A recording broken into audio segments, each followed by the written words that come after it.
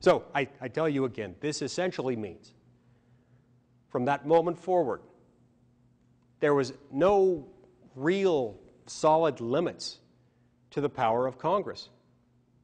Even though the Founding Fathers had gone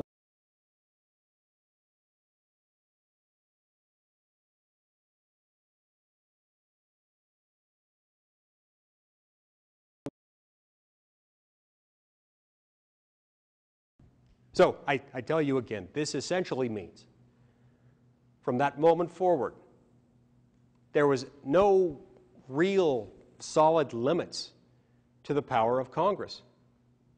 Even though the Founding Fathers had gone way out of their way to make clear that there were limits, there were stringent limits, and this was to be a limited purpose government, a government possessing only those powers that were specifically limited and enumerated given to Congress. From that moment forward, Congress stopped asking the question whether it could, because the answer was always yes. And at the same time, it also stopped asking the subsidiary, related, and more important question of whether it should, under the Constitution, do anything, because the answer was always yes. The only limit was their own imagination, because the Supreme Court was not going to be any kind of a barrier. The Supreme Court always said yes. So just like children who discover that their parents will say yes to anything, those children will do whatever they want, sometimes to their own detriment, sometimes to the detriment of their parents and their house and their belongings. Same is true with Congress when the answer is always yes. And so they continue to enact things again and again and again.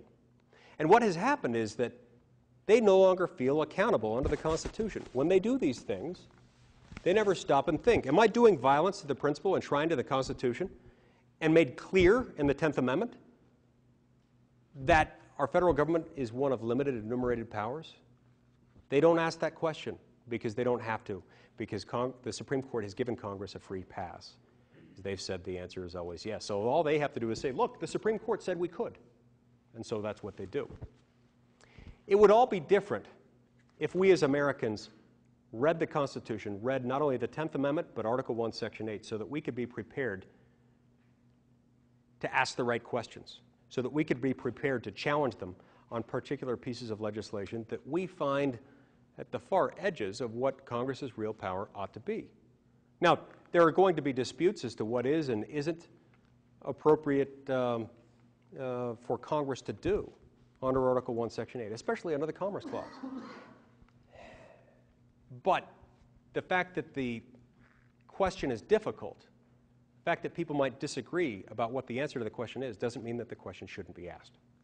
So, if you forget everything else that I tell you tonight, I want you to remember one thing.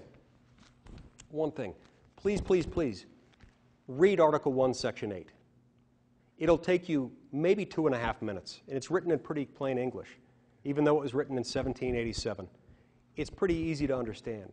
Read it, and then reread it, and think about it, and then talk to your children about it, talk to your parents about it, talk to your friends and your neighbors and your coworkers, and encourage them to do the same thing. See, because what will happen if all of a sudden we start picking up the slack that was left when the Supreme Court stopped asking the difficult questions, we can make the difference. If we hold them accountable for not recognizing the limited nature of our federal government, they will start behaving differently.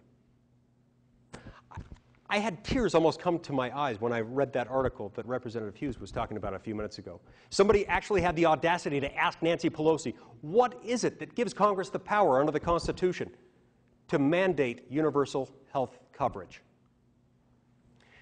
She looked at the person and scornfully said, "Are you serious?"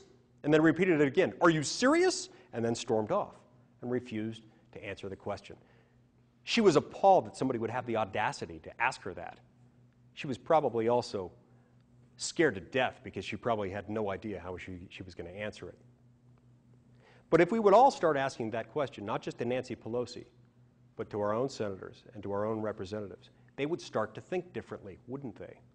And there's a lot to ask them about. There is a lot to ask them about. Anytime you see something that you think looks like something that an all-purpose, all-powerful, consolidated national government might do, start thinking about how you're going to ask your congressman or your senator where Congress got that power.